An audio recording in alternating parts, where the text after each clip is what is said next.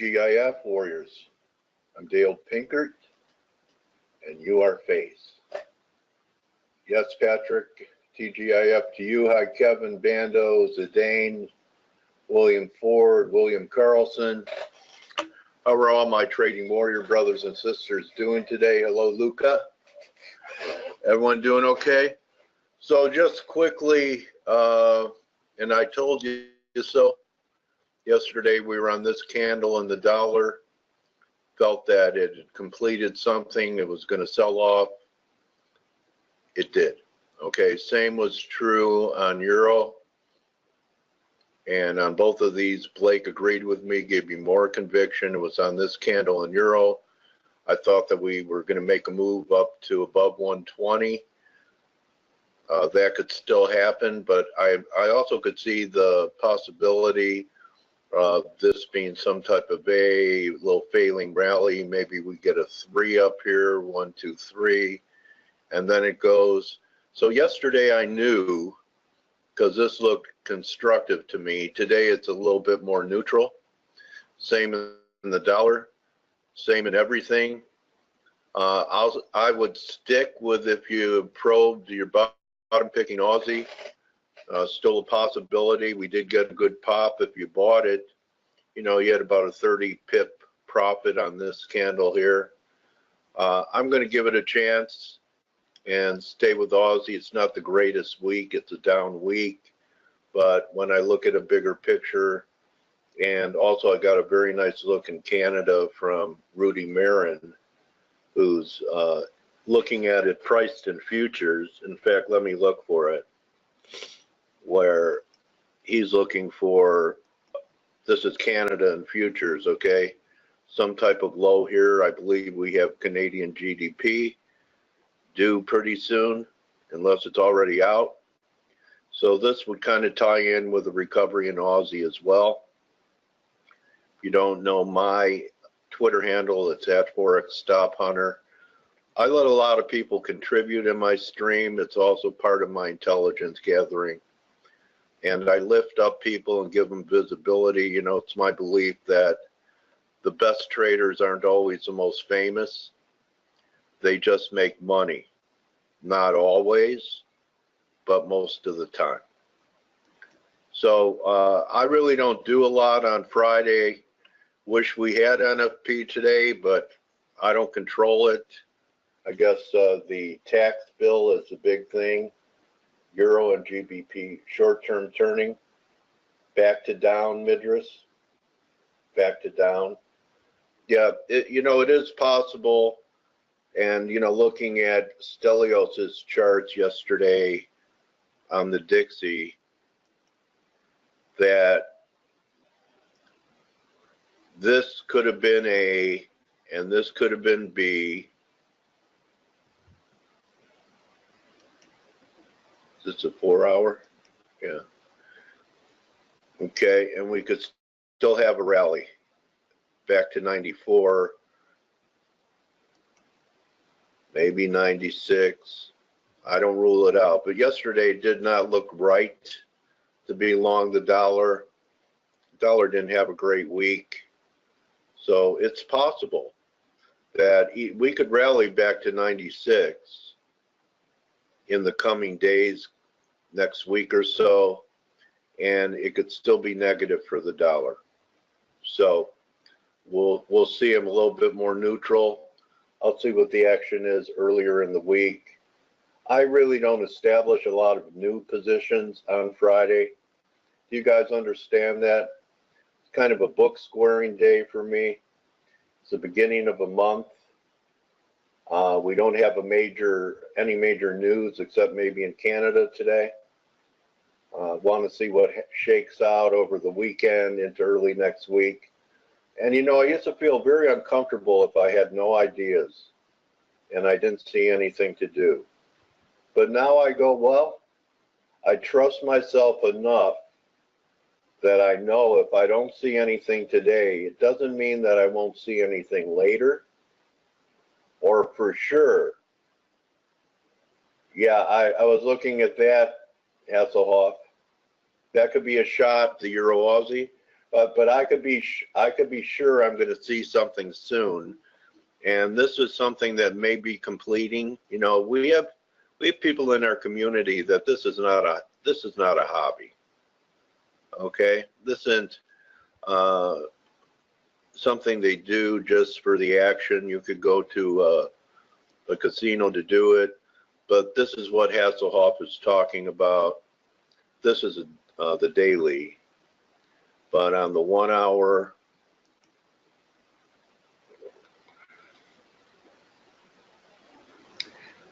a little bit too much mo here. You know, I prefer readings under 70 Hasselhoff, so maybe we even get another shot to do it next week on a weekly basis.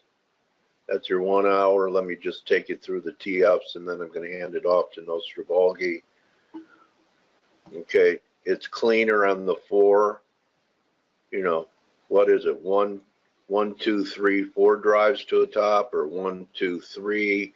But on a weekly basis, even if that is it, I believe we're still higher on the week.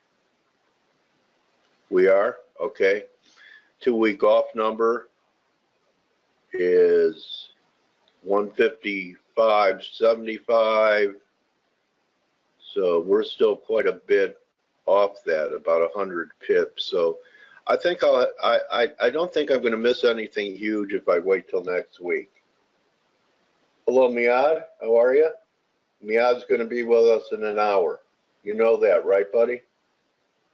But thank you very much, Hasselhoff. You should go run on the beach today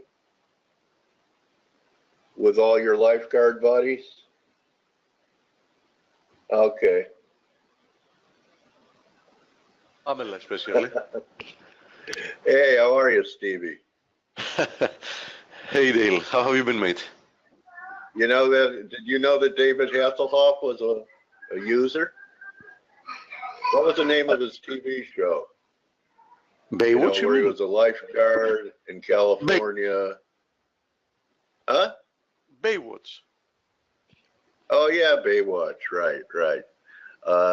Something Sue Anderson. What was her name? His name. Everyone used to like to watch her run on the beach. His name on the show back then was Mitch Buchanan, if I remember right, something like that. And then he also was in he had a car that talked too. He had Knight Rider. Oh yeah, that was a wonderful show. I used to love it like as a kid. Oh yeah, you're a car guy. You probably wanted Kit. I think that was the name of the car. So yes, we missed you yesterday. Yeah, we missed you yesterday, bro. Yeah, I missed you as well. I had a meeting with the head of the ForexAnalytix development team. Oh, okay. Yeah. So unfortunately, I couldn't attend. But you know something? Sometimes on the other hand, missing a webinar now and then makes it a lot easier for me, because when we talk after 2 days of price action, first of all, we have more things to say. Right. Second of all, it's missing it sometimes has its positives as well. It makes you feel better about it. Yeah, you always appreciate coming back, and absolutely, Stelio stepped up big time, and he you're such an intimidating presence that he doesn't talk much. I'm the only one not afraid to interrupt you, although Blake will interrupt you too. But Stelios was great yesterday. We had a great session. When I heard you weren't going to be with us, I told the team I was going to take a few shots of tequila before we started, and that I'd be good, because I was so nervous. You know how shy I am about talking to people. Yeah. You the shy guy, like yes. I'm like Velu. I'm as shy as Velu. So, I'm just looking at the questions, and the amount of participation we have for people that want to share Pamela Anderson's name is overwhelming. I wonder why. I think it was a very popular show for that reason. Anyway, yeah. So anything as appealing on your charts? Yeah, many things actually. Okay. Many things. I kind of knew what to do yesterday. I really, don't today. I don't know about you, but sometimes Fridays are, unless we have an NFP, some type of inflection. I'm a big believer in looking at how the week finishes and then looking to attack the markets in the following first couple days of the week. The following. Yes, absolutely. Today we don't have much data ahead. The most important, as you mentioned, is Canadian data because we have third quarter GDP. If I remember, it's expected to print at 1.6 annualized for third quarter. And we also have, though, ISM manufacturing later, I think in a couple of hours from now for US. So, ISM manufacturing, it's a moderate impact data print. Is there supposed to be any kind of news on a vote in Congress over the tax bill? That could play a role today. Yes, that's if I remember, planned for our American friends can help me out with that. Is it in 3 hours from now? Okay. 3-4 hours from now, something like that. Yeah. So it's a little bit later than the ISM data as well. Okay. Oh, there it is. Patrick writes 11 a.m. Eastern time. So I think I'm right then. That's 3 hours from now, isn't it? Yeah. Yeah. So, Okay. I mean, maybe there'll be some action to fade after that. Maybe there'll be some buy the rumor, sell the fact when they pass it. Let's see, because yesterday, one thing is for sure, at some point, US stocks had gone in literally in panic buying mode. I mean, it was utterly stupid. Of course, near the end of the day, we pared back some of the previous gains. But, this is, we were also discussing that, I was writing about that at some point in the chat room. I know I've mentioned it 100 times and maybe 100 times it didn't matter, but with these kind of moves to the upside, does it surprise you at all that the VIX isn't trading at 9 instead of at 11.5?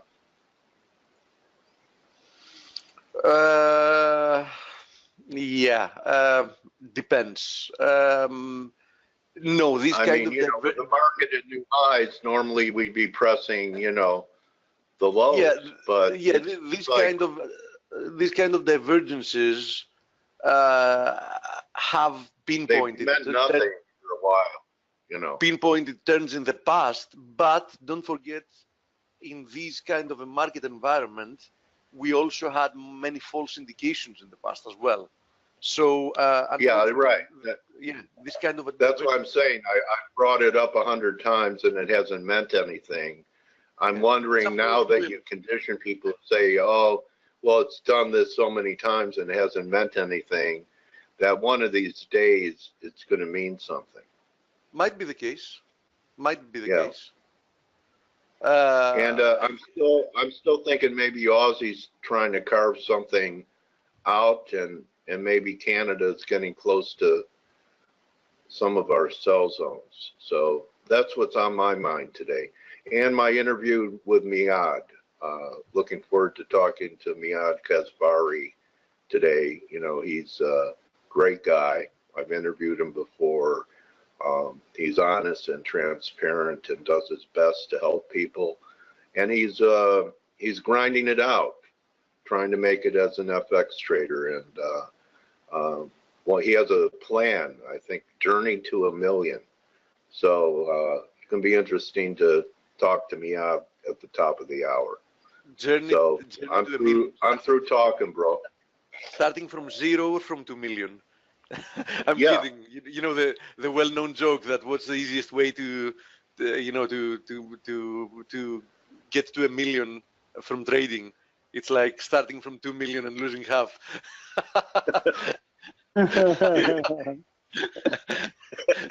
Yeah, I've heard that before. I made my client a millionaire. You said he'd have 10. All right. Okay, so yeah, you want to take over the screen? Absolutely. We have quite a lot of things to look at. Some things that have already played out yesterday. You know, this is, for example, you know, last week we had the Thanksgiving holidays. Yesterday, for example, I couldn't attend here, and other times, for example, Blake won't. By the way, Blake is going to be with us in 15-20 minutes. I'm just saying. Okay. And, you know, but people are always in touch with us, you know, through the ForexAnalytix updates and the chat room. So, you know, we're trying to give back as much as possible here, you know, once per day, the vast majority of the days of the year. But, you know, if you want to be connected with us at all, almost all times of the day, you know how to do that through ForexAnalytix. So let's have a fast look of the SPX first. Yesterday we almost reached the 261.8 extension of this tiny correction we had, you know, a couple of weeks back. And you know, this is also something I'm tracking. This as a potential ascending wedge, although, you know, many of these patterns have failed in the past, but that doesn't mean that through technical analysis, you know, you shouldn't be monitoring them and see what happens from there. The only sure thing is that at some point, you know, price action became parabolic intraday yesterday, and as you said, the markets, as any bull market, it constantly tries to find new excuses and use excuses to propel to the next, you know, area, to the next level. So this time, you know, during the past few weeks, it has been the hype of the tax reform. So if something happens with the tax reform today, if they have to water it down to pass, or you know, imagine if it fails to pass, I'm guessing that that's going to be like a huge fiasco, and that's, at least, you know, initially is going to create like a huge reaction to the downside. So what I'm trying to say is that, especially ahead of the tax reform bill, that, you know, the risks are clearly tilted to the downside, having to do with reward to risk ratio, because I don't know how much more we have left to rally if it actually passes. It is quite likely that we will make like a last hurrah higher, but then what? I mean, earnings have been good in the US, but the vast majority of the 30% gains we've seen since the election night low a year ago has been through multiples expansion. So you know, of course, a stupid market can become even stupider in the process. But that doesn't mean, you know, that people shouldn't pay attention. Also, the IWM, since we've talked about it several times, and I'm going to show fast a couple of charts because I have a lot of things to show in FX, so I'm going to go through, you know, indices fast. I just want to say that, you know, for me, as you very well know, it wasn't a surprise that IWM pushed new highs, because I always viewed this as a corrective pattern, but that initial thrust higher had stalled at the 161.8 of this move lower, and the current bull run that started like a couple of weeks ago has also now stalled at the 161.8 of the last correction lower. So, you know, I'm like monitoring this and, you know, waiting to see if it means something or not. On the other hand, you know, the Nasdaq has not pushed to new highs after that strong down day it had a couple of days ago. So is it leading lower? We're going to find out. The Dow, you know, kept more or less the parabolic gains yesterday, and, you know, the Dow is a story of one ascending formation breaking higher for a steeper ascending formation, breaking higher for another steeper ascending formation, etc., etc. I mean, it's one of the most parabolic of the stock markets. I mean, it's now Nikkei, like, I don't know, your 30. Nikkei has failed to make a new high. Yes, it has. It has, although it came close to it, and Nikkei actually knocked me out of the last third. I had taken, if you remember, profits on 2/3 of my short position from 23,000, and yes, yesterday knocked out the other third for just a 50 handle profit. So I had a stop loss for the actually that was a stop, not a stop loss. So I had a stop limit order for the other 1/3 at 22,950. I just wanted to even take some profits on the last third if it moves higher. It looks like all it's done is retraced maybe 61.8 from the high of that key reversal day. Yes, and another important thing is that it didn't produce a higher close, a higher daily close yet. So it still has a chance of pushing lower. I'm not involved anymore with it. I took some very good profits on it. I'm quite happy about it. I would have preferred for now if I didn't get knocked out of that last third, but it's okay. I can't complain about the Nikkei. It made my month. So, I can't really complain about it. The index, though, that I think looks better at the moment. If you remember, we talked about that a couple of days ago. Actually, we drew that several days ago, this price action, is the DAX, because the DAX is actually breaking below the triangle.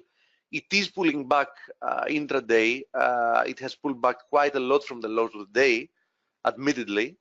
I already got triggered short here. It's half a position already. I'm like just a little bit out of the money at the moment after the pullback. And, I'm going to see if this is actually significant. If we break below here and we close below this zone, I'm actually going to add the other half of the position.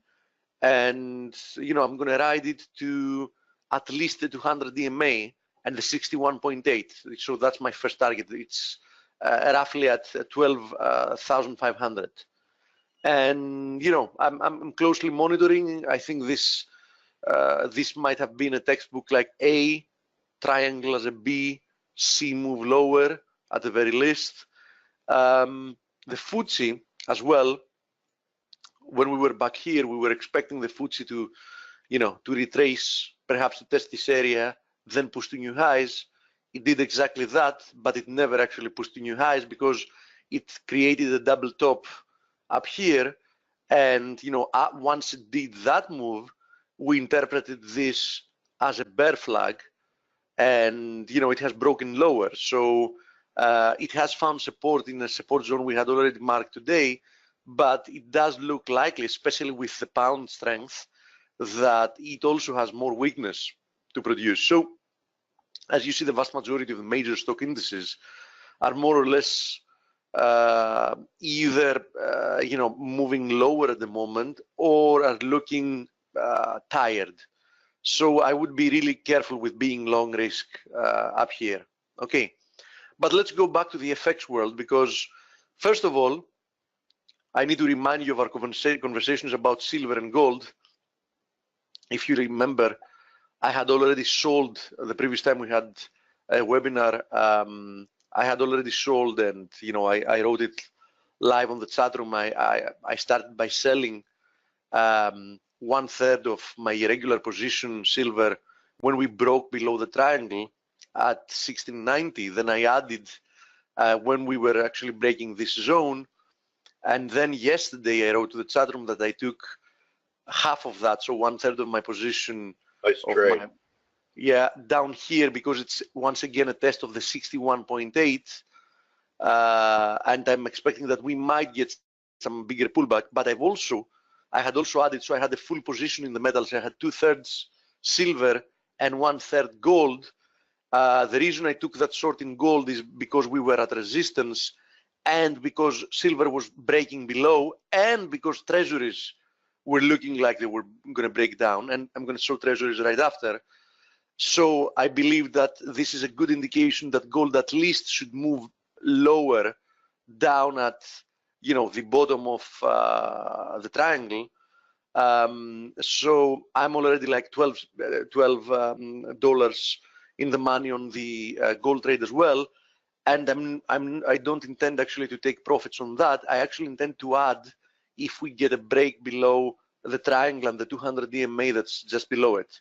So I'm actually looking to add here, and one of the reasons is, as I said before, treasuries. So, you know, I'm trying to display here how some correlated markets, one can give you hints for the others and, you know, get you trading them. So this is what I'm looking actually in the treasuries.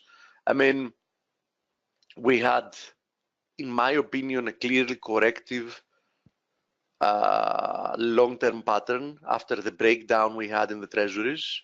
Then we broke below it, we created another triangle, and a couple of days ago we broke below it.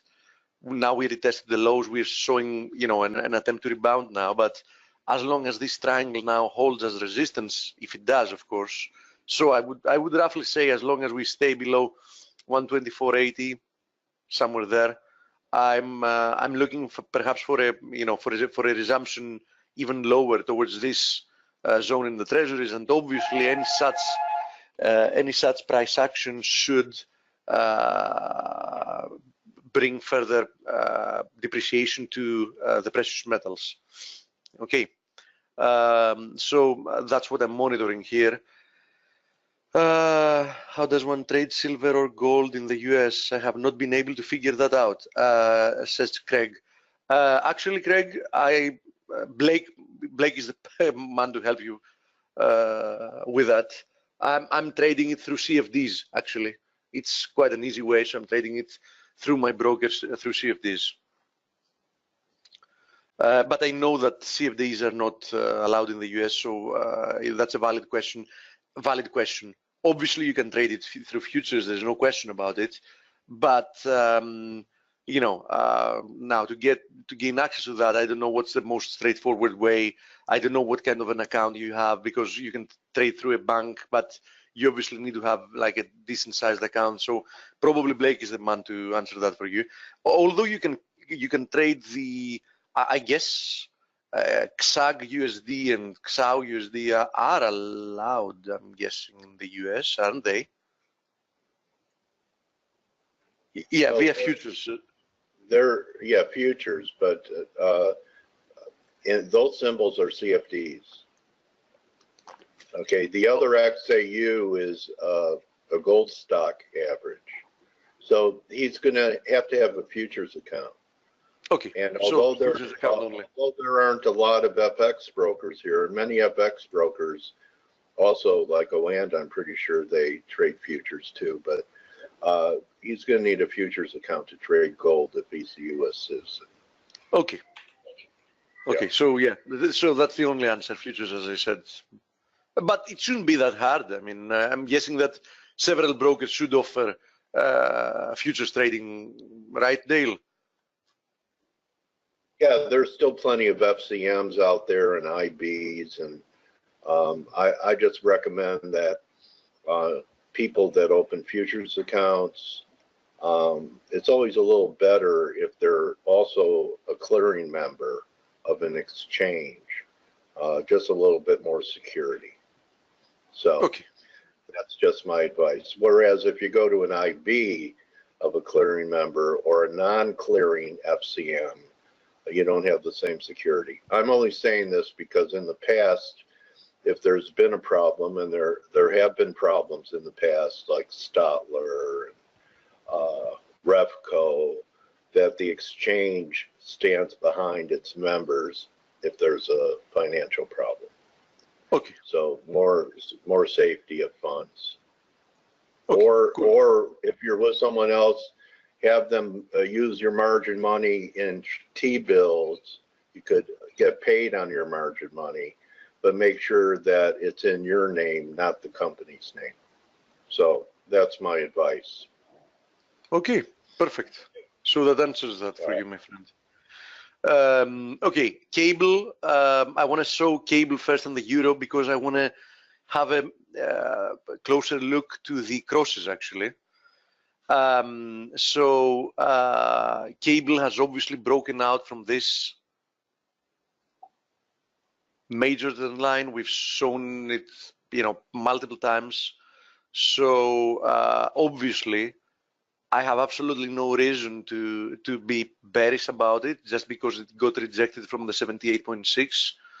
The vast majority of the people are at least going to make an initial attempt to buy actually a retest of the broken trend line. Sorry to interrupt. We just had some very good Canadian data. Employment. Oh yeah, you're right actually. Whoa, 3.3. Oh, let me see. What's the month on? What's the quarterly, Stelio? 1.7 versus 1.6. Yeah, it's good. Yeah. Sorry, I didn't notice that we were at the bottom of the hour. And unemployment change 80K versus 10K expected. Yeah, that was some strong data. Let's have a look at the USD card actually. Okay. Yeah, we just reached support 128.2. Yes, we did, and we are now retesting actually the broken triangle. So let's see if that breakout from the triangle was short-lived, or we might get another push higher towards 130. I was telling the other day on the chat room that I'm actively looking. I wasn't, although I was interpreting this as a triangle and I was expecting a break higher, I was not looking to be buying this, but rather I was looking to find a very good opportunity to be short, ideally anywhere between the 200 DMA, which is here at 129.65 at the moment, and 133.30 at maximum, which is the 61.8. But ideally, the 130 area is an area I like very much. So let's see, are we actually going to get that opportunity, or that might have been it? But definitely, we're currently sitting again on support. So there is not much to do here. I mean, selling it exactly on support at the moment is, obviously not the thing you want to be doing. So let's see how it's going to move the rest of the day. That might prove interesting, actually. I'm going to be closely monitoring and see how it goes. So let me have a fast look at the crosses, because Blake is going to be soon with us, and he might have other things to talk about. So I was saying that the cable white should find buyers, at a retest of this broken trend line. Let's have a look at the euro as well. As the euro is still very well supported, and I still believe that the next move for the euro should most likely be higher. But let's see a little bit what the crosses are doing, because I think that the crosses are at quite interesting junctures. First of all, this is Euro Aussie. Okay, Euro Aussie is currently at this 161.8. And I'm tracking what could prove to be an ascending wedge. Of course, it's not an ascending wedge until it actually breaks below it. But, I'm tracking the potential, and one of the reasons I'm tracking the potential is because the Euro Kiwi is also getting one more rejection from the ascending channel resistance. And these trend lines, both of them actually, the channel trend lines, have already proved multiple times that they are significant. So I have to say that they both look appealing to me for a counter trend trade, as long as we get some confirmations of rejections up here. Okay, so nothing to do yet. We also have RSI divergence, as you see. Nothing to do yet, but we might have something to do here quite soon. Now let's have a look at the pound Aussie, then the pound Kiwi. The pound Aussie has obviously been extremely strong as well. It has broken above a very, very important trend line here.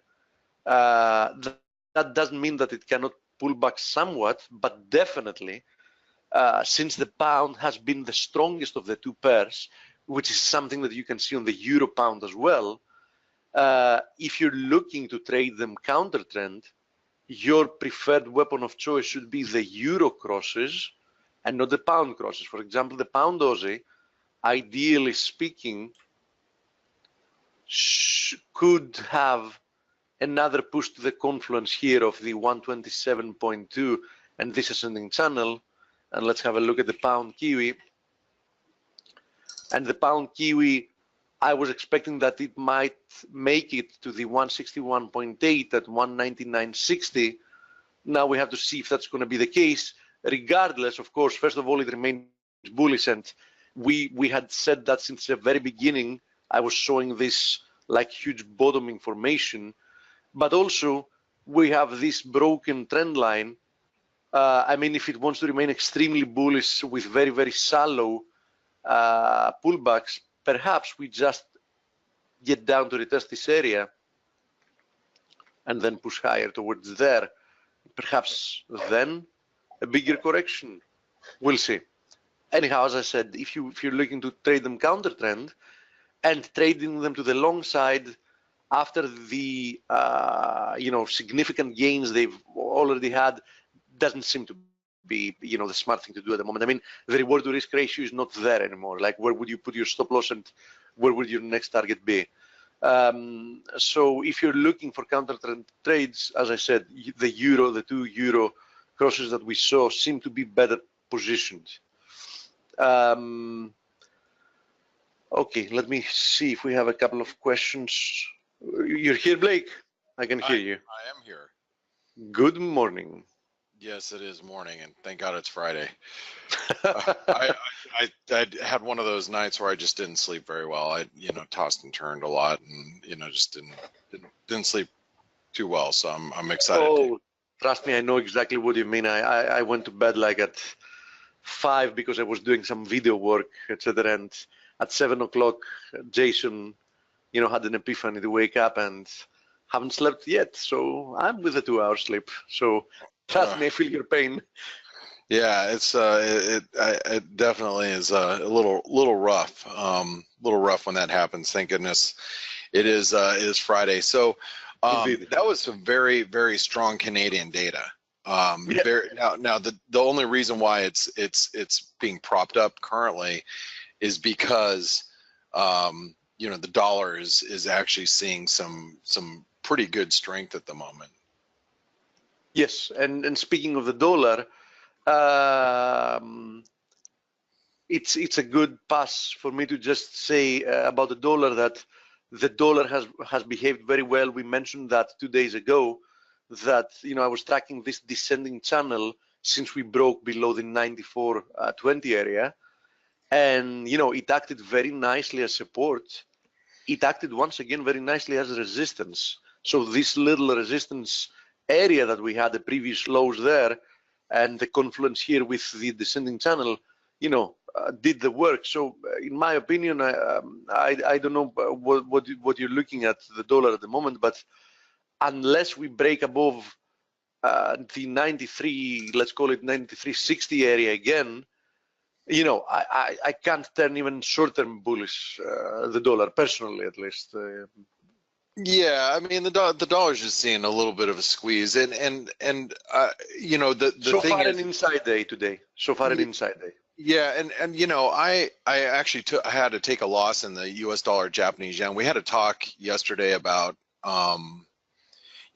figuring out where that price is, where you are wrong, and I knew that above yesterday's highs in the dollar yen that I was wrong, and I was really thinking we were going to get to the 113 level in the dollar yen, because ultimately I'd like to be short up there, but with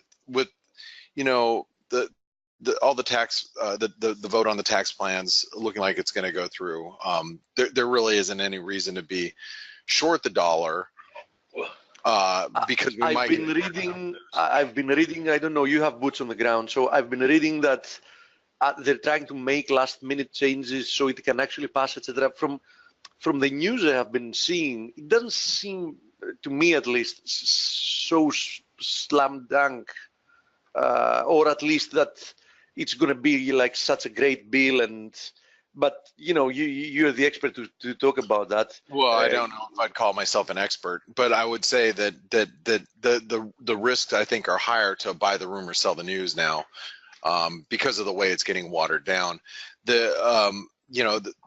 the tax cuts, a lot of it from what I read was, possibly going to be reversed in the coming years. And so, the market that's being, propped up because of this, I think you have to wait till it's actually signed. And once it is, which, could be at the end of the year, is what most people think, then at that point, we might see some reversal, but that's weeks away. This is a long process. I do have dollar shorts because I'm long the pound, but being long the pound dollar is more to me being long the pound versus being short the dollar, if you will. But you look at the dollar yen still looks pretty bad, and you look at the euro dollar. The euro, believe it or not, I think the euro is holding up very, very well, and a lot of that has to do with the euro yen that has been so strong. I mean, the euro yen, we came right up to major channel resistance overnight. Oh yeah, actually, thank you for reminding me. Yeah, this is extremely frustrating because this was another test of the highs, and so far another rejection. So one more day. I mean, we've been here since the middle of September, and we still have kept failing to break out in either direction. Yeah. Yeah, Steve, I really doubt it turns down until they elect the buy stops over the double top. They're just. You think so, huh? Yeah. Yeah, they got, it's a whole pie today is what I call it. All the people that are short are still hoping that they don't take out the high of the move. That's right. My opinion. Dale, that's probably correct. But there were so many people bullish the euro again yesterday. I mean, it was pretty, just from my read of how many, how much bullish sentiment on the euro yen I saw come across, whether it was research or Twitter, for example. A lot of people bullish the euro yen, which will be interesting if we can take out the stops above the highs. I think it might be a good probe, and I bet you end up doing it, Blake, because of what you just said.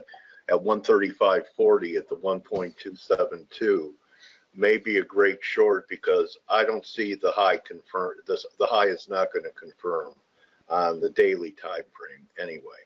So you get all the shorts out, and the top the bears are looking for maybe happens then. Yeah, so I'd be watching that 1.272. Is that Steve's chart right there? Yeah. Yeah. Yeah, 135.40. If it's not confirming up there, that may be the time. Yeah. Just, yeah. It may be. I think you have to look at, when you're dealing with the euro yen, you got to take into account what's happening and risk appetite too at that point. Yeah, true. Now speaking of risk appetite, Steve, we were talking yesterday with the S&P. It was so strong yesterday.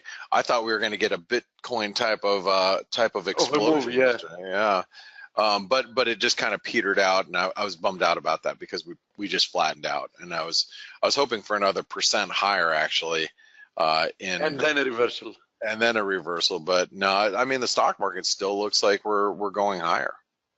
Absolutely. I mean, there is, you can never in such strong bullish moves and markets, you can never ever make a reliable prediction of when you're going to see a turn or whatever, because these type of markets have the ability to keep surprising to the upside. Oh yeah, and I've tried to stand in the way of this market, a couple of different times, and it's tough. It's tough because it just continues to rally, and one thing though I'm monitoring on the weekly chart is this formation. First of all, as you see, it's very parabolic in nature. Second of all, I have had this pitchfork drawn on my weekly chart, which for some reason doesn't want really to populate previous data even further. I guess it's going to do at some point. So I had drawn this pitchfork, which at some point we can see the whole of it, if TradingView does the favor. So, you know, the market had been respecting it in multiple occasions. And we are currently reaching, you know, a point that I have a triple confluence, the 261.8 of the biggest correction we've seen so far in this market at the later stages that we had back there. Also, one of the pitchfork resistances lines, and this potential ascending wedge. So, you know, given also the fact that RSI is currently almost at 84 on the weekly chart, you know, I don't know, might be a good opportunity for some type of a pullback, right? Right. Well, it might be. I mean, but you know, where is it? Is it here, or is it another 0.5% or another % higher? You know, or yeah, it can easily be at. For example, I have the 261.8 at 2,670, so right. it might be like 30 handles higher, right? Yeah, yeah, it might be. So Guys, yes, I do have to mention, and he'll be with us at the end of January, that I had Peter Goodburn with us here in April, and he talked about 2,700 as being a year-end target. He's an Elliott guy, followed by a 20-30% correction, and then another huge bull move. So it was probably the best S&P forecast of the 100 people I interviewed, because no one so was far it sounds very accurate so far. We're close to the end of the year, and and then he's looking for what, you know, we've been looking for a while, 20 to 30% correction, and then eventually before the bull market's over, he talked about 4,200 in the S&Ps. What? Yeah, Did you say 4,200? I did say 4,200. wow. Okay. So you can I'll take the under to that. All right. Okay. I mean, there are people saying that, you know, the big short's going to be bonds next year. And even that guy who I had on the other day, Luke Groman, said that stocks have actually become a hedge for what might be happening in the bond market. Okay. Let me make a personal prediction. Okay. Bonds selling off and stocks not giving a dime. Personally, I give it. For a period of time, it could happen. Yeah, but how long of a period of time are we talking about? Like, you mean a week? A couple of weeks? 6 months. 6 months in 87. I don't know, Dale. Bonds peaked in April, and we didn't have a crash till October. And they were going up pretty quick. That was before the Plaza Accord. I really think that if the 10-year, if the 10-year surpasses like I'm not pretending to be the a 10-year historian. I don't know, but you know, I find it very hard to see some big sell-off in the bonds like the one. Well, anyway, I don't really care about that, but I sure would like to catch a 20-30% decline from wherever the high comes in. And to be perfectly honest, to be perfectly honest, and I've said that in the past, if for the sake of everybody and for the sake of the economy, I think that the sooner we see some kind of a healthy correction, you know, the higher the chances that we're not going to see like a huge crash, which is going to hurt everybody in the end, right? Yeah. So I mean, 20% would take it back to about 2,100, which kind of was a breakout area when we were ranging between 1,800 and 2,100. Yeah, and still it's going to be a very healthy level, right? Right. I mean, people will be pretty panicked from 2,700 down to 2,100, but you know, and you know, it doesn't have to stop there. It could go to 2,000 as long as we don't take out the I think Elliotticians would say as long as we don't take out the wave 4 low, which I think was about 1800, there's still room for another wave to the upside. Yeah, let's see about it. One thing is for sure is that I love that we're in the business and we can talk about these things, and you know, that means there's going to be another window for people like me that thought the market was going to top a year or so ago, and you make a little money on the downside, and then you'll be able to throw a dart at different sectors as far as what you want to be long for the next wave. But that's so far down the road. Yeah, let's see how that works. Blake, should I give you Blake the screen? You can. I actually, what I was doing analysis on as you guys were just chit-chatting, as I was just doing analysis on Bitcoin.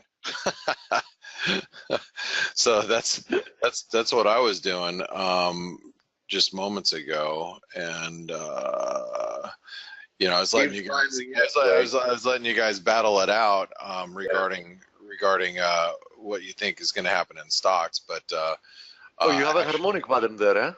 Well, I think it is one. I was looking at a couple of different data feeds, and looking for basically a harmonic butterfly to be set up, and this is actually how I see Bitcoin. So, because I think Bitcoin may have peaked this week, and I think that we're going to actually end up making a lower high, and so which will set up for a decent reversal if we can get back above 11,000. I think. Then we have a double top, lower high, something of that nature, which allows for a much deeper correction in Bitcoin. That's the way I see it.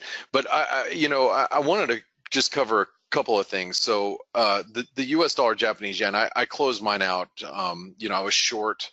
And as we came above these highs yesterday, I just put my stop right above the high, and I got stopped out. So, but I actually think that the dollar yen could make it up to 113, the 618, which is 113.15, 113.20. I think this is doable based on what's happening with the tax plan and everything else. I think that the dollar yen can still recover, but this whole area is an area of interest to me. So even if we stop short around 113, I wouldn't hesitate if it looks like we're stalling to get short somewhere up there, because the risk is limited. So again, I always try to explain to you guys, when you trade, what is your risk? So if we get up here, what is your risk? Your risk is 1, to somewhere down here, I would think. So you got a risk of 1 to 3, 4, 5, whatever it may end up being. But you know what your risk is, and that's the first thing you have to look at as you define, what trade you're going to take in the markets. And I think that's what the dollar yen sets up as. One of the other things I want to do for you guys is I want to talk about the pound. The pound, this is going to be a massive, and actually let me pull up a different chart just that'll be a little bit less drawn on. Okay, this is the chart that I had from yesterday, but I have all my drawings on the other data feed. This is a cleaner chart just for illustration purposes for this webinar. This is a weekly pound dollar chart, and what you'll notice here on the pound dollar is we are breaking this trend line, and it's a multi-year trend line too. So what I do think is possible is that we make it up towards the upper end of this, or somewhere in this neighborhood. And actually let me draw something else. I could probably do this. It's going to be a little bit better. Okay, this zone between 138 and 142, this is where I feel that we're going. Now, in the pound, and as long as we can hold above, 134.25, which I think we're going to be able to do today, because despite the dollar strength, the pound, pound's pulled back a little bit, but that's just because we've had, a couple of great days of a rally.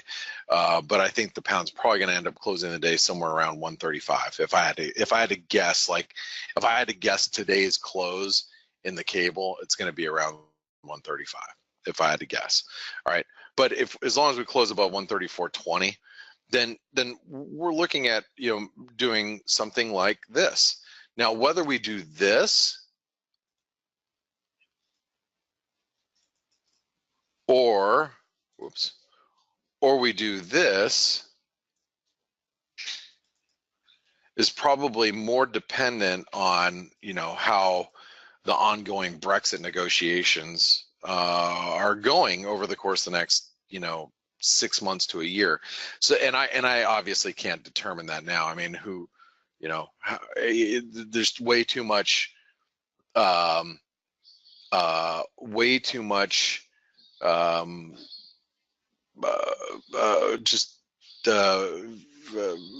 many moving parts out there to really make the determination on which way we're going to go. But I think that this sell zone is going to offer a place for myself to take profits, but also for the decision once we're in the high 130s to low 140s, it's going to be a real big place where traders are going to be thinking, okay, what's my next move? Am I looking for the pound to continue higher, or are we looking for reversal, maybe back towards the lows? And again, that's going to be more determined on what the macro backdrop of the pound looks like after, following the next couple of months. But that's the way I'm still looking at the cable, and I think this is a very, very bullish move. And matter of fact, somebody had mentioned a monthly chart. Look at the candle this month. Here, let me draw that better. Okay, look at the candle that we posted. You see that? That is a pretty bullish candle. It looks very similar to these. Okay. This one here and this one here, but they leave long wicks, and when you leave long wicks, that means that sellers can't keep that particular asset down, and that's, in this case, I would think that we have eventually another white candle that takes us higher.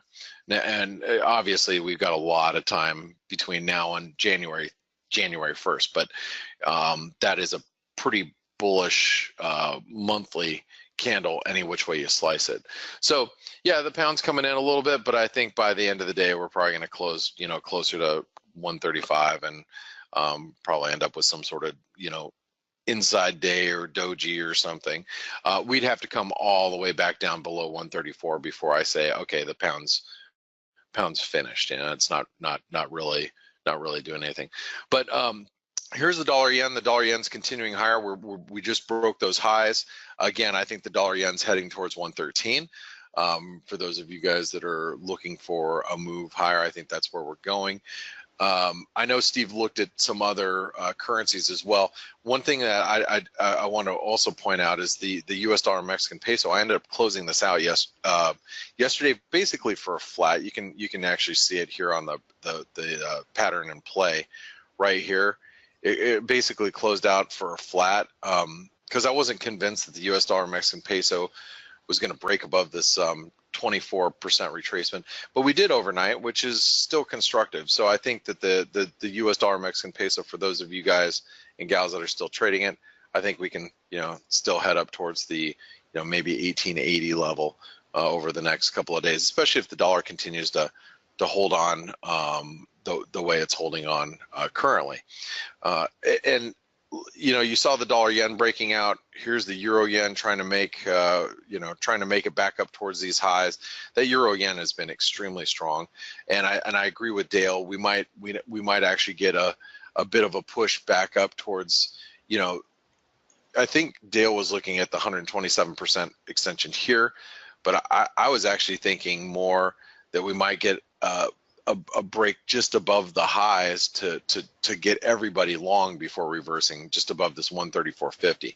That's kind of the way that I'm looking at it. But I do think the dollar yen is heading up and going to try to probe the stops above those recent highs.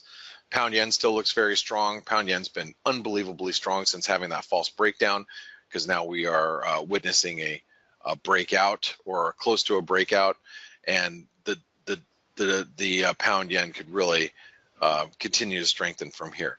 Now I know Dale has an interview coming up right now, but and I'm sorry I didn't get to talk about more currency pairs, but I wanted to say thank God it's Friday. And Dale, turn it over to you and your interview for today. Okay, I hope you get some good rest over the weekend, partner. Thanks. I hope you do the same. Thank you, buddy. And right. Great mentoring this week, some great calls. So great football tomorrow, Blake, all the conference championships. So why don't you just, find your spot on the couch and enjoy it, because it's almost over. Yeah, if I, unfortunately. Oh yeah, you probably got soccer game. No, I've got something very sad I got to attend to on Saturday, which I'm not gonna discuss here. So it's a personal thing. So I'm gonna miss a lot of football, unfortunately. But I'll be around watching Sunday football. Okay, bro. And thank you, Steve. And thank you, Craig Chambers, for your view on what you're talking about, and Tom Lano. Thank you for filling me in on some lunar things. I've been called a lunatic before, and I understand why, and it's now time to make Miad the presenter. Looking forward to talking to my buddy here. So Miad, I've given you control of the screen. Looking forward to hearing your voice and catching up with you, my friend.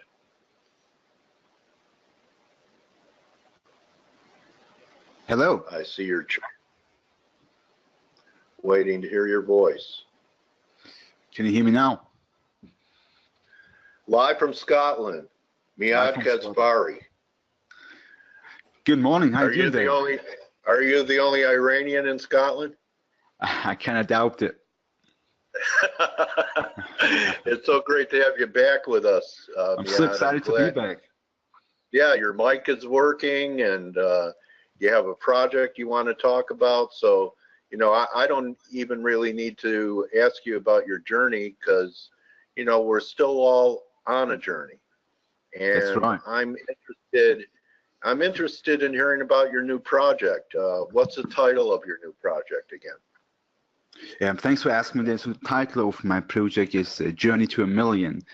Okay. When I embarked on a mission to become self-sufficient in trading, I found that I can't progress as I wanted. The idea of what I wanted and the reality was just different. So I pulled off great trades and would continue to seek hard for the next one to get that yay feeling, but it just the joy wouldn't last. I'm totally neglecting the fact that the next trade finds me and not the other way around. So I've cracked down on my behaviors, so as much as I've spent very little on analysis and trading itself, but rather dedicated my time and effort to focus on what triggers bad habits, how to stop them, and if there is a way to do it, help others to do the same. Dale, for years I've tried so much and felt so close but yet so far. And the key inflection points in my trading career wasn't getting mentored by multi-million private French investor. What brought it home for me was to trade or to make money, was to realize that a lot of my trading peers joined this folly for it too. Is we seek to be fulfilled, we seek to be happy, and we wake up every morning with an unshakable positive attitude towards trading, career, family, and friends. And everything I do, we do with love, and that's the same thing you get back. And as it is, my momentum brought me to a stage where I've wanted to explore my limits. And as I've started to write a plan for it, as a matter of fact, I'm co-authoring it with a dear friend from Canada. His name is Shia, a remarkable editor. It's called The Journey to a Million. We go into the nitty-gritty of all the right skills we as humans take on to take us there. It's a logical and sensible approach to success, a plan to action that will rapidly accelerate your progress. That's the whole idea of it. So I go mostly into the behaviors. Eliminating bad psychology, bad trading habits is more important than being in good trades, because avoiding bad trades never shows up in our accounts. But if we can do that, the difference in performance is going to be remarkable. So avoiding bad trades, I'm sure you're covering, you know, things like FOMO. Why don't you give us a few examples, and then I'm going to ask you to mentor me with one of my weaknesses. So why don't you give us at first what you discovered about yourself, bad trading habits that you had that impeded you? Absolutely. So I think the biggest impact or the bad habit that I found out from through the process I've discovered was trading impulse. So I would open trades based on very little reasoning, and mostly on the back of that I believe that I need to be active when there's no necessity for me to be constantly active when there's nothing happening. So I would go out of my trading plan, place trades in directions that aren't necessarily there, and then inevitably would lose money. Or if I made money, it wouldn't have meant anything because I wasn't part of a process that was looking to follow.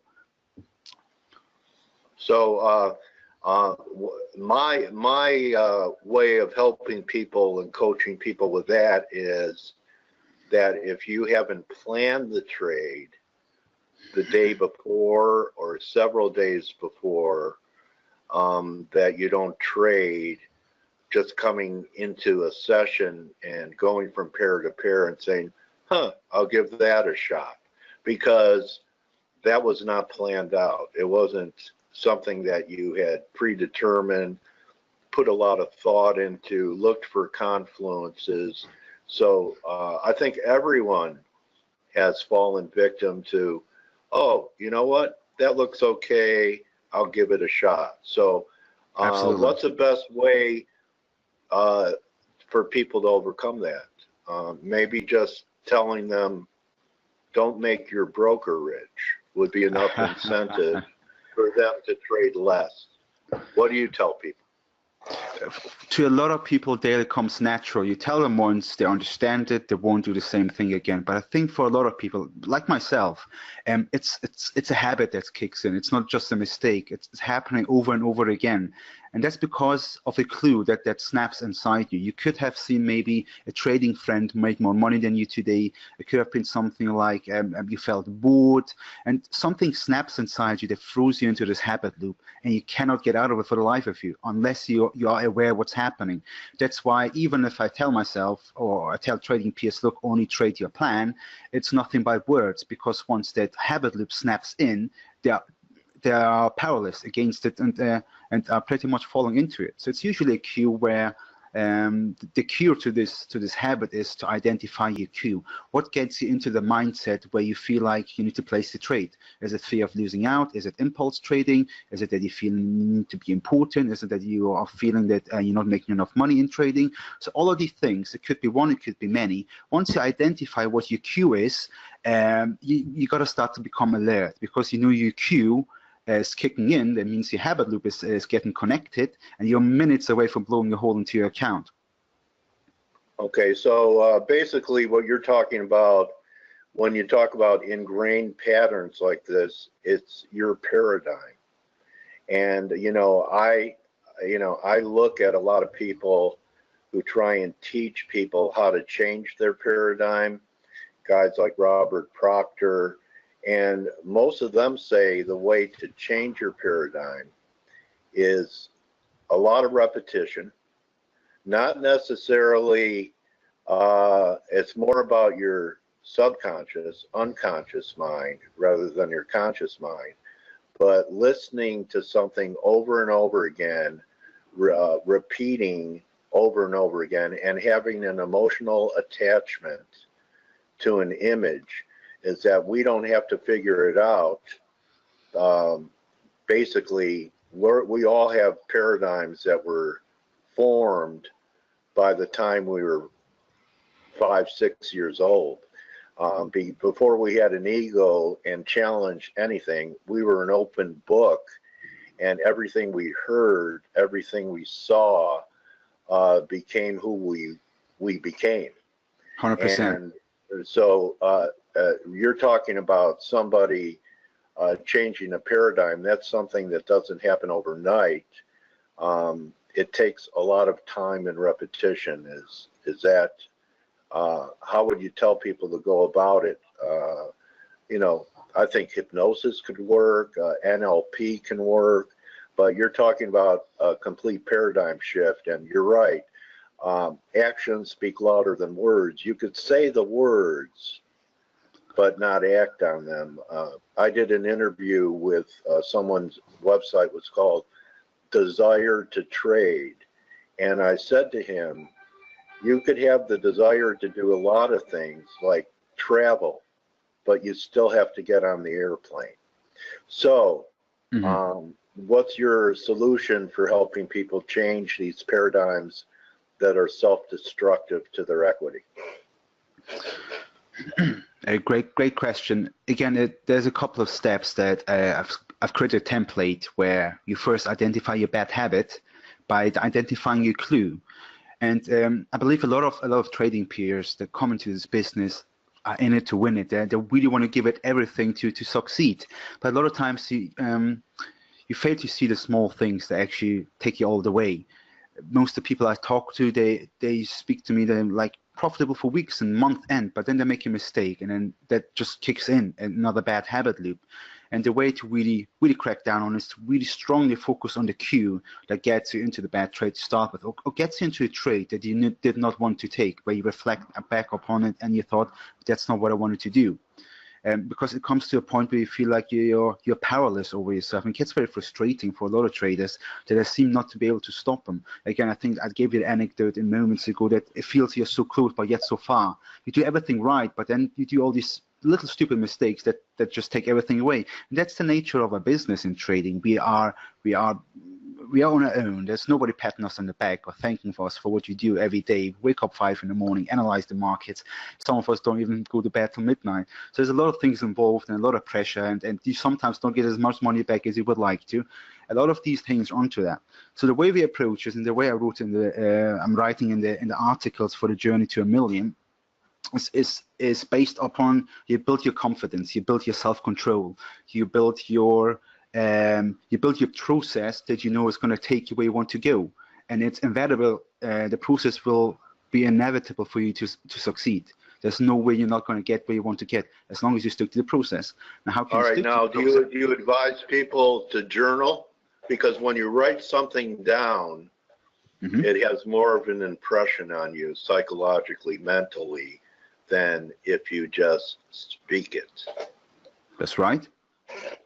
So is journaling an ingredient in the journey?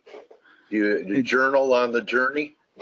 The journal on the journey sounds great. I've got a template where I've written it out on what I've done to conquer my bad habits, or how to stay on top of them, and how to turn them around. And it rippled through my trading career like crazy. And the same template I give along to everybody as I speak to as well. And that's where you then replace your feelings and your thoughts and your issues with mine. And that's part of your journal. The journaling that I keep on track on is mostly regarding trading at these days. I don't do as much of the mental side as I fell into the routine where I understand what's stopping me or what's pushing me forward. I know if I feel like this today, that I need to do something about it. So it's a lot of self-confidence.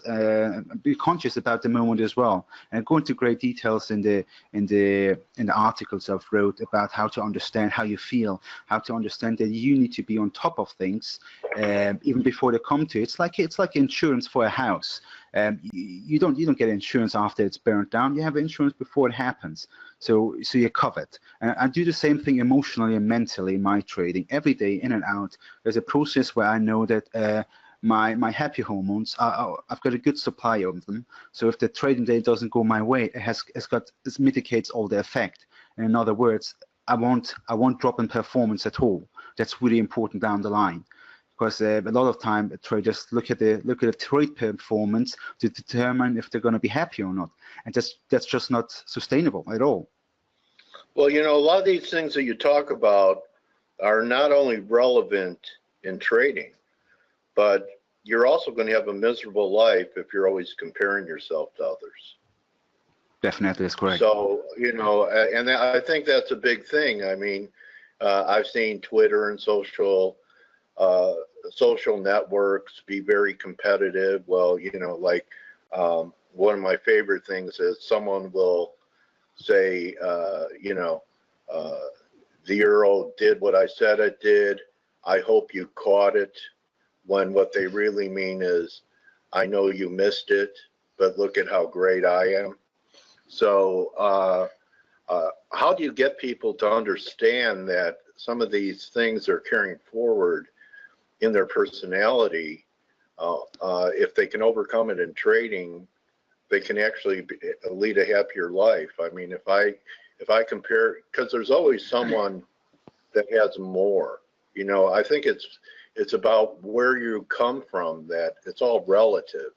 But, you know, if I compare myself to a lot of people in the industry, I could very easily say to myself, if I was predisposed to it, oh, what a failure I am.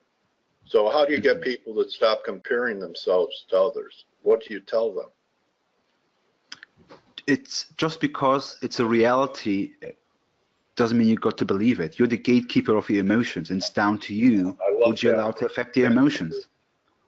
Yeah, that's a pearl. You're the gatekeeper of your thoughts. So you can take that thought captive, and just like a computer, you could delete it. So what you're trying to do is not to change the hardware of a trader, but to get them to use different software. Is that a good metaphor?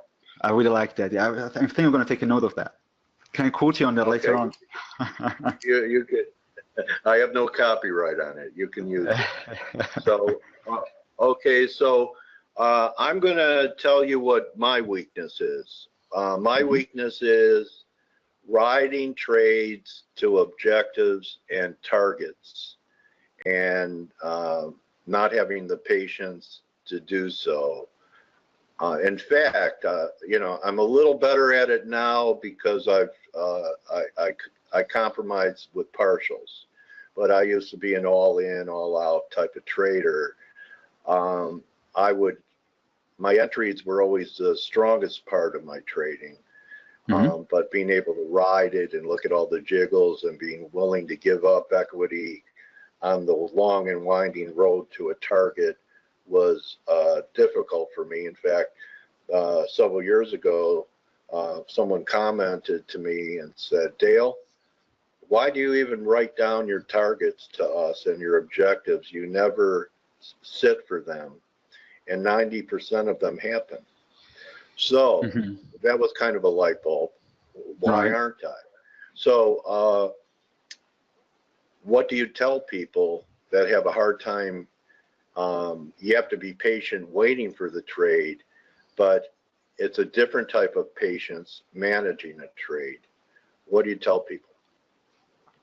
I usually give the anecdote of a train traveling. When you're on the train, you know you have like 20 stops away from your destination. And why would you get up at stop 15 or stop 12? Why would you do that if your destination is stop 20? The only reason why you would get off the train is if you believe the train will not take you there. That means your incentives are paralyzed or compromised. That keeps you in the trade.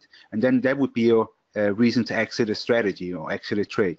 In any other case, you trust in the consensus that you created, and you trust in the trade that you entered into, and you have clear incentives, and you're aware of your drivers. And I believe your styles of trading are slightly different, where I stick more to the sentiment side of things, and you are more looking to bump traders out the trades. I'm kidding. You're looking for stops. And what I do is in my trading is I look for incentives. I think if there's a fluctuation in price, if there's the bond markets are ripping, and I understand and who's behind the moves, and that keeps me most of the times in my trades. As a technical trader, what the greater thing is that you stick to your incentives. You know what bounced the price. You knew who's vulnerable in market at the moment, and you know they're going to stay vulnerable because they haven't liquidated yet. As a matter of fact, if they were to start liquidating, you're going to get closer to your take profit. Okay, so part of your process is knowing how the market structure of positioning is working for what you're looking for in the market. Absolutely. I want to be 100% aware of who's behind the move. I want to be aware that there's loads of money behind the move. I want to know there's some fire on it before I put my capital towards it. Okay. So having gone through a lot of this, and since we are near the end of the year, I don't know if you prepped for it, but I would be interested if you had some views on any instruments that you have on your radar, and maybe you could take us through your thought process on the whys of the trade and the hows of the trade and your psychology for looking for it. Absolutely. Would you like to do that? Yes, please. Okay. The first one I'd like to talk about is the Euro CHF.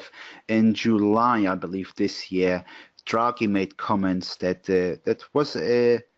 created a big leap in the chart on Euro CHF. We had, and since then, SMB has been supporting it, and the consensus is that the market is looking to get back onto the floor of 120 around here. Let me just have a look. It's amazing it's recovered as much as it has. It did indeed, yeah. But there was no, how to put it, there was no urgency to price in a 120 move until what Draghi said here. And ever since we've been buying, and I've seen a lot of colleagues drawing wedges and saying that this trend line here will break and it will plop all the way down. But I'm afraid that's not feasible. As we know, the SMB is behind most of the moves, and they're really targeting this area before they want to release any of their holdings. So that is a surefire trade for me. I believe I've entered this trade more than 12 times and liquidated it and entered again. It's not something I want to brag about it, but I think I made over 1,000 pips on just a 300-400 pip move because it's constantly bouncing down, and I'm very confident it will bounce back up because I know the drivers behind it. Going by that, we know that Euro is going stronger going through next year, especially after the Italian elections are over. That's sort of a hint right now in a lot of traders and investors' minds. When are they? When are they? They are in March, I believe the 8th of March. I need to double check that. I believe they're around the 8th of March. So you might see what we've seen with the French election this time. 2 weeks prior to the election, Euro started rallying. Right. And as investors, that's how they work. Once they're confident that something's going to play out their way, they're going to go for it. And when they're wrong, then it goes the other way. Sticking to that analysis, I'm very confident we're going to hit 120 effortlessly. However, how quickly we're going to do it, I think we're going to stall a little bit around these levels, and then the real move should start next year. In any case, that's the target, and any dip into any of these zones, especially into 115, is a definite heavy buy for me. That's the concentration of most of my portfolio probably. The next one I wanted to talk about was, I actually took notes here, was gold. So that's kind of a theme that came to light after that big green candle of Mario Draghi really not being able to talk down the euro. He was trying to talk it down, and the market smacked him right in the face. And that gap that we have down there, that was in April, that was the same gap that the euro left during the French election, right? That is correct, yes. Okay. Okay, so just one question before you move on. Even though you have a theme, price action's king, what would make you change your mind that we're not going to 120? If we start breaking below, if we start breaking below that weekly insight bar that I just drew. Okay. All right. Because that's the key. You know, we can't control profits, but we can control risk. Of course. All right. Okay. So what's on deck? What's next? Next one I had in mind was gold. Let me see if I got a gold chart anywhere here. I think I did.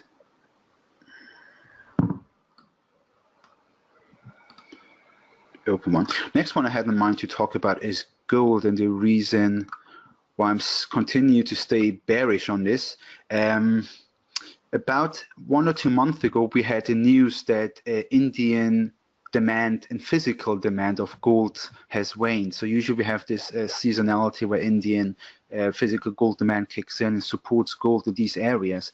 But we came to a point, and I think I've talked about this a week or so ago, and I've shared it between the members that work with me together, that there's next to zero demand on physical gold right now from India and all the other countries as well, and gold is purely swinging on risk aversion. As you know, a lot of traders know as well, when there's risk in the market, investors get cautious and they put their money into non-yielding assets like gold. So gold will shoot up. On the other hand, if the market is good and if there's euphoria, you see gold to drop. For the very reason I believe that gold has got more room to drop within this year to about 1240 at least into this area. Do you know what was behind the lack of Indian demand? Could it have been Modi's move to eliminate certain cash denominations, and they don't have the liquidity to buy it? I believe. Or could it be? Or could it be that Indians are moving into cryptocurrency because of the move of going cashless in India? That certainly going cashless in India is going to create a lot of rotations in where people invest their money. However, particularly about what triggered the non-physical demand, I'm afraid that's a great question, but I'll think about it and get back to you later about that. Okay. All right. So that's what I'm keen on gold. Next one I wanted to talk about is USD Rand. So USD ZAR, which is, I believe, in the exotics. Okay, I have one question from Alan Johnson before you go. Yeah. How does a trader overcome the fear of getting into a move once it's underway? When I try to get into moves early, I'm often stopped out, and then the trade goes in my direction. Yes, I'm not in. And then he's hesitant to re-enter. Yeah, you know, that's a normal thing. I've only seen really professionals be able to be taken out of a trade with a loss and recommit to the same trade if they believe in it. People normally say, oh, well, I'm not going to trade the euro again. I'll look at something else. But the trade is still there, and perhaps they didn't give their trades enough breathing room. What do you tell people with that? I do agree. So when you get late into a trade, you need to understand that your stop loss probably needs to be greater and able to keep you in the trade. If the incentives are still there, you stick to your guns, you actually commit to your stop loss more than you commit to staying in the trade because you believed in it. If you don't believe in it, then you probably want to pull out because the psychological pressure is not always worth it. And you can call it a day and go for a next trade. That's what I do a lot of times. Was it last week Andrea Merkel broke down on her, real example, last week Andrea Merkel broke down on her negotiations and Euro-USD plummeted. And I knew there's probably got more room to drop further. However, I got late into a trade, and I had to suffer a greater stop loss as a result, and had to scale down, scale out of the trade. It is what it is. If you're late to a trade, you are probably going to be in a weaker position to manage it as well, and you need to be aware of it when you're in the trade. So either cut down on your liquidity, or make yourself aware that this is going to be a tougher trade to trade. That's, as long as you're aware of it, you're going to be fine. I think a lot of things that we do is because we're not aware what's happening internally with us. We just soldier it on. We just think, okay, we brush it off. I can do this. But in reality, our mind is telling us, look, you've got to be aware now. You're late to this trade, and it's very unlikely you're going to be able to stay in the trade if there's any great fluctuations because it's going to interfere with your analysis. I hope that makes sense. Good answer. Okay, so what are we looking at here? USD Rand. Yes, okay. I believe a lot of traders never opened that pair. A lot of traders might not like it. However, there's something remarkable happening right now in South Africa. Just to give you a background, last weekend, I believe it was Moody.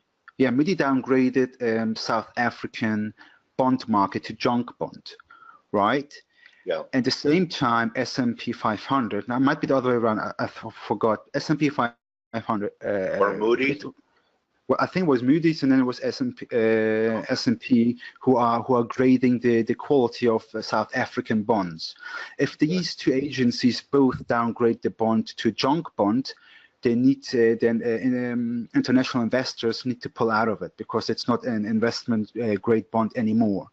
In other words, if they pull out of it like $7 to $14 billion, then you will likely to see price accelerate towards much higher levels. I've got anticipations that price could go as high as around 16 level.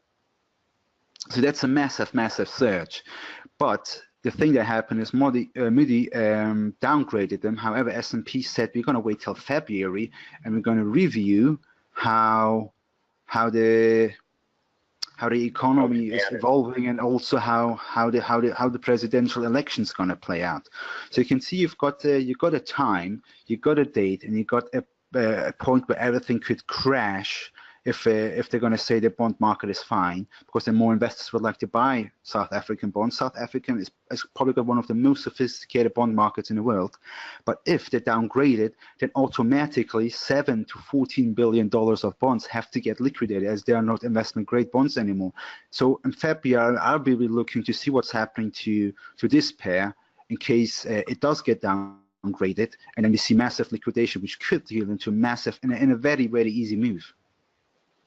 Okay, some very interesting looks and a lot of fundamental rationale between.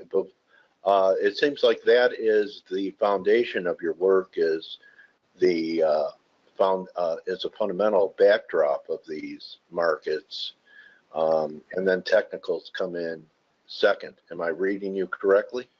That's correct. I do love technicals. I probably wouldn't be able to trade any chart or any asset without the technicals. However, I like to know who's going to help me to get to my take profit, if that makes sense. Yeah, you want to know where's the money flow behind the trade. Why don't we go to your website so that people would know where to find you and how to get set up and be aware of the new book that's coming out. I know you're mentoring people. This is just a little bit of a taste of what you teach, and there's your website. What's the website address? It's speculatorstrading.com. Okay, and I know that your Twitter handle is at Z like zebra FX Trading. That is correct. Okay. You can find me under my own name as well, Miad Kasravi. What I do on my webpage, I offer a few courses, which are self-teaching courses. So you read yourself through it and understand what the main behavior is in the markets and how you can benefit in it. And I also offer a 3-month course. It's a program. From the day you start for the following 3 months, I will invite you to a private Twitter feed, and where I explain every day what I look in the market and how I put to practice all the things that I'm trying to teach, so you can see it on a daily basis. I also offer one-on-one psychology sessions once a month to help traders if they've got any questions or if there's anything that's in their mind. Very reasonable cost, and it was a great pleasure and enlightening to talk to you. I wish you so much success in your mission to help people. You know, we help ourselves by teaching because it crystallizes what we teach for ourselves, and wish that your journey to $1 million, Miad, takes place at God's speed, and that you have a great wrap up to the year and a fantastic, prosperous 2018 for you and anyone that your words reach, my trading warrior brother. So kind of you, Dave. Thanks again for having me at the ForexAnalytix. Thanks to everybody who tuned in today. I loved the opportunity. Very excited to speak to you, and it was great to listen to Steve and Blake as well. Always great insights. Really appreciate it, guys. Thanks for having me. You're always welcome to come and hang out with us, my trading warrior brother. And really, thank you so much, Miad. You know that I'm in your corner. I root for you for the duration. Love you, Dale. Thanks a lot. Appreciate it. Back to you. All right, buddy. So that's it, Face. Hope you had a great week. Let's kill it this December. And, you know, if you're having trouble sleeping like Blake is, and, you know, everyone has different reasons for, you know, not being able to sleep well. Perhaps you're over leveraged, you know, use less leverage. Or if it's other things, I'm going to leave you with a little Perry Como, all right? If you're worried and you can't sleep, just count your blessings instead of sheep, and you'll fall asleep counting your blessings. Rest well, my friends. See you Monday. I'm very optimistic about December. Enjoy. Adios. You're very welcome. The best, most powerful FX team on the net. We'll be working our butts off all weekend for great actionable ideas for you. See you, my friends.